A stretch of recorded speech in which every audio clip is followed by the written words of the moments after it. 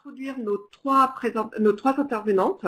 Alors, donc, nous aurons tout d'abord Madame Christine Piel, qui est directrice développement et innovation RH, comme je l'ai dit, donc pour le groupe Vivendi depuis 2009, et qui à ce titre coordonne le réseau Andiamo, qui est un réseau de femmes, donc ou une communauté de femmes plutôt, je crois que Christine préfère ce terme, de femmes donc au niveau management supérieur, donc chez Canal.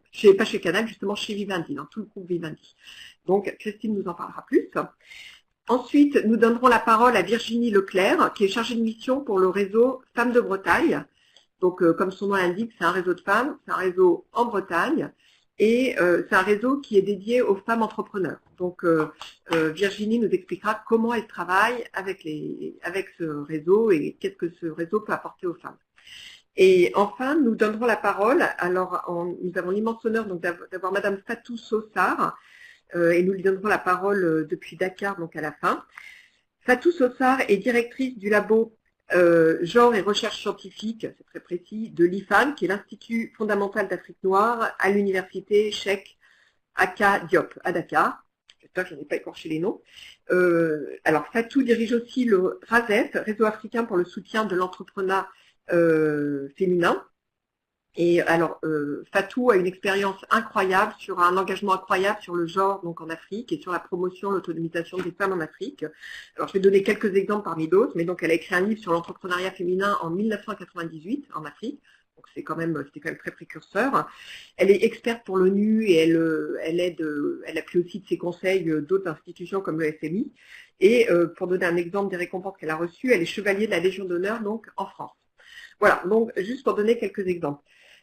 Et donc, Fatou nous parlera de son réseau et nous donnera aussi sa vision donc sur l'émancipation, l'empowerment, comme on dit en anglais, des femmes en Afrique. Et Christine, donc à qui je vais donner la parole maintenant, nous parlera aussi plus précisément de ce que Andiamo a apporté aux femmes, parce qu'il y a vraiment des indicateurs de résultats très précis. Donc, Christine nous parlera de ce que Andiamo a apporté aux femmes chez Vivendi. Bon, bonjour à tout le monde, bonjour de Paris où le temps est bien gris et nous commençons à rentrer dans l'hiver. Voilà, donc chez Christine Piel, je travaille chez Vivendi au siège depuis 2009 et une de mes tâches consiste à animer des communautés transverses.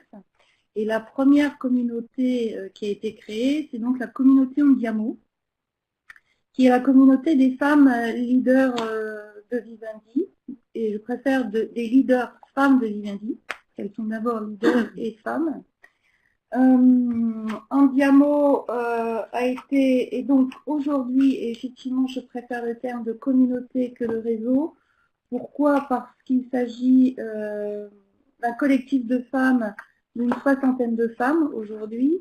Le groupe Vivendi comporte 45 000 personnes. Nous avons à peu près 48% de femmes. Donc, si on devait faire un réseau, alors peut-être pas sur les 50 000, sur les 25 000 femmes, mais ça ferait beaucoup plus que 60 personnes. Donc, Andiamo est né. Voilà. Donc, c'est la communauté, voilà. Donc, Andiamo a été créé à la demande du conseil de surveillance de Vivendi en 2011. Et depuis 2011, le réseau est passé de 15 femmes fondatrices à 60 la semaine dernière. Et c'est vraiment devenu un espace de ressources et d'empowerment.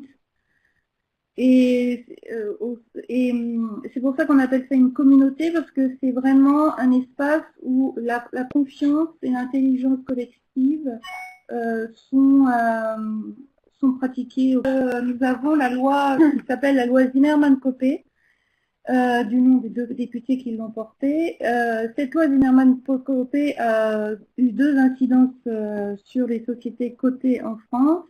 D'une part, l'obligation d'avoir un pourcentage de femmes administrateurs au conseil de surveillance ou dans les conseils d'administration. Donc chez Vivendi, nous avons 50% des membres du conseil de surveillance sont des femmes. Et la deuxième obligation de la loi Zimmermann-Copé a été l'obligation, une fois par an, de faire un rapport sur la mixité. Et donc, je suis en train de travailler sur le rapport qui sera présenté en novembre cette année au conseil de surveillance.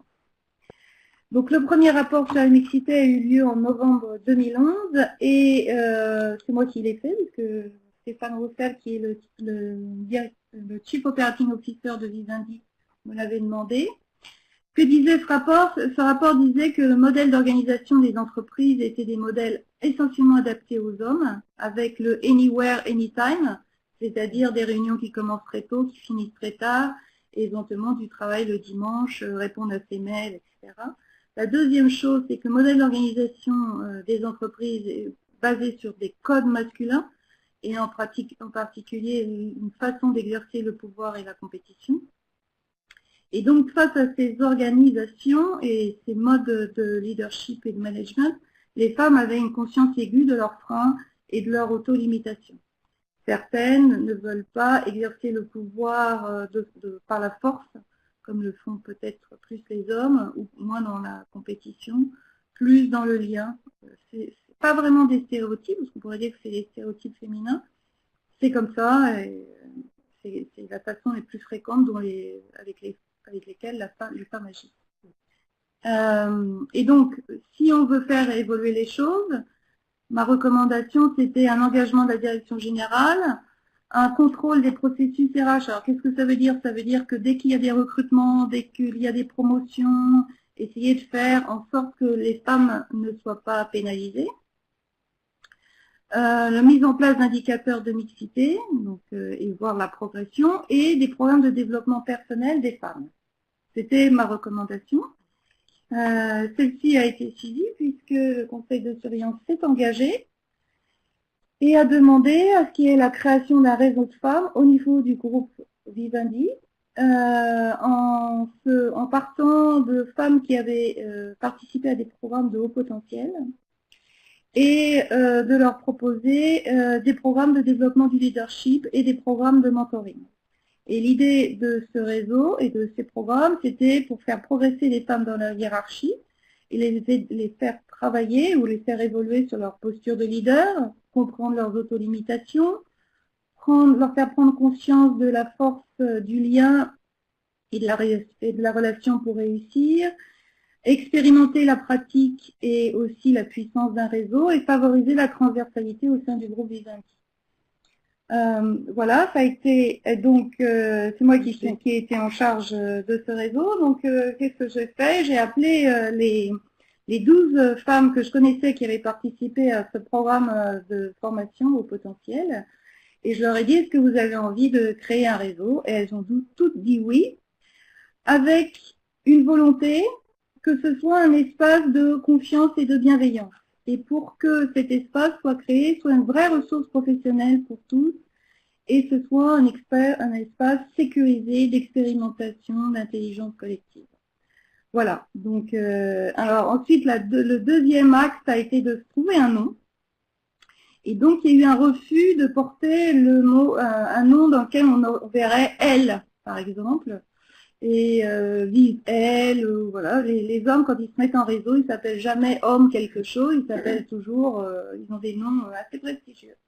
Donc nous avons fait une recherche et un brainstorming, et nous sommes arrivés sur Andiamo, qui nous a paru avoir de l'énergie, la langue italienne peut-être un peu plus féminine, je ne sais pas.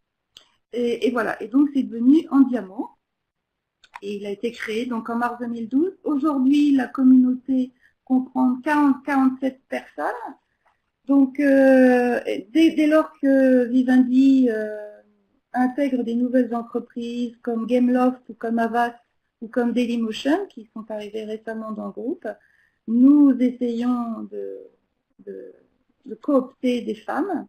Donc aujourd'hui, là au mois de juillet, la photo que vous voyez, c'est au mois de juillet, il y avait 47 femmes, et depuis nous avons accueilli 5 femmes de chez Avast. Alors, ce réseau, il est à peu près, alors quand je dis 60% business, c'est-à-dire ce sont des femmes qui sont en charge de compte d'exploitation, de business, c'est-à-dire aussi bien dans la régie publicitaire chez Canal, dans la direction de chaîne pour Canal, ou chez Gameloft, vous avez une patronne de studio, une responsable de studio, et vous avez aussi une femme qui fait tout ce qui est licence. Bon, chez Vivendi, évidemment, c'est plus corporate puisque c'est notre métier. Et Vivendi Village, c'est pareil. Vous avez du business développement. Vous avez une femme qui est sur deux femmes chez Canal Olympia, une qui recrute des artistes. Chez Universal Music, vous avez la patronne de Mercury, Natacha. Voilà. Donc, nous essayons d'avoir à peu près tous les types d'activités. Ouais, voilà. Donc, très rapidement, nous avons fixé nos fondamentaux. Nous avons décidé qu'ils seraient limités à 50-60 personnes. Pourquoi? Parce que nous avons privilégié, encore une fois, deux choses extrêmement importantes. C'est la puissance, le lien et la relation. Donc, vraiment, faire des relations en profondeur, de sorte que nous puissions développer des liens de confiance et des liens de bienveillance. Voilà. Donc, c'est pour ça que c'est limité. Les femmes sont recrutées par cooptation. Donc, c'est absolument pas la hiérarchie de nos entreprises qui nous disent, voilà, telle femme doit entrer dans le réseau Endiamo. C'est chaque femme du réseau va aller coopter d'autres femmes entreprise par entreprise. L'idée, la seule contrainte qu'il y ait, c'est qu'en termes de hiérarchie, ce soit homogène pour que nous ayons les mêmes sujets à partager. Deux événements sont obligatoires, alors, obligatoire est un bien grand mot, un séminaire d'inclusion. Dès lors que nous accueillons des nouvelles participantes, elles doivent suivre un séminaire d'inclusion qui est un séminaire de coaching collectif et de coaching individuel qui nous permet de partager ensemble un langage commun, des valeurs communes et un état d'esprit commun. Et une fois par an, au mois de juillet, nous faisons un bilan de ce que nous avons réalisé et de ce que nous avons envie de faire ensemble. Voilà. Il y a une gouvernance, c'est-à-dire que moi j'anime le réseau, mais j'ai 4 autres personnes qui sont avec moi et qui me soutiennent au quotidien. Nous avons des réunions régulières parce que je pense que l'intérêt d'une communauté ou d'un réseau, c'est de pouvoir se rencontrer. Donc nous faisons un petit déjeuner une fois par mois ou un after work en fin de journée. Et deux types de petits déjeuners, soit ce qu'on appelle les petits déjeuners inspirants, et nous avons des invités qui peuvent être des rôles modèles la plupart. Donc nous avons accueilli nos membres du conseil de surveillance, et en particulier l'une d'entre elles qui est togolaise, qui s'appelle Katia Lawson. Et puis nous avons des petits déjeuners où nous sommes en respiration, c'est-à-dire nous sommes entre nous et nous partageons nos sujets. Et puis il y a des ateliers de leadership qui sont proposés aussi. Et donc, au bout de 5 ans, en fait, notre communauté se caractérise par ce qu'on j'appelle une communauté de ressources, c'est-à-dire que chaque membre peut être une ressource pour les autres membres, au sens partager des infos, partager des bonnes pratiques, mais tout simplement, j'ai un sujet qui me préoccupe, qui peut m'aider, avec qui je vais pouvoir discuter, parce que souvent, quand vous arrivez à un certain niveau, vous êtes très seul, et donc c'est un espace où vous pouvez vous ressourcer avec les autres. Et dans la mesure où l'espace est bienveillant et en confiance, vous pouvez le faire en toute liberté, sans avoir peur d'être jugé par les autres membres de la communauté. C'est une communauté aussi apprenante, puisque, encore une fois, nous faisons des ateliers de leadership, des ateliers de coaching, et ça va devenir une communauté agissante parce que nous allons voir comment diffuser l'état d'esprit Endiamo, soit à l'international, donc j'essaie de commencer à regarder et à recenser les autres réseaux femmes qui existent dans le groupe, soit en mettant en place du mentoring vis-à-vis de femmes plus jeunes, que certaines femmes de Endiamo ont souhaité mettre ça en place. Voilà, et juste pour vous montrer, alors l'état d'esprit, ah oui, est extrêmement important. C'est vraiment un espace au sens vrai du terme, pas du tout. Ce ne sont pas des valeurs qui se sont imposées à nous, ce sont des valeurs qui ont émergé de la communauté. Confiance, bienveillance, alliance, partage, solidarité, responsabilité, on doit prendre, ça fait partie de nos valeurs, et plaisir et humour. Et voilà, et c'est un espace d'inspiration, de respiration, de ressourcement, de soutien mutuel, et j'adore cette photo que je vais vous montrer.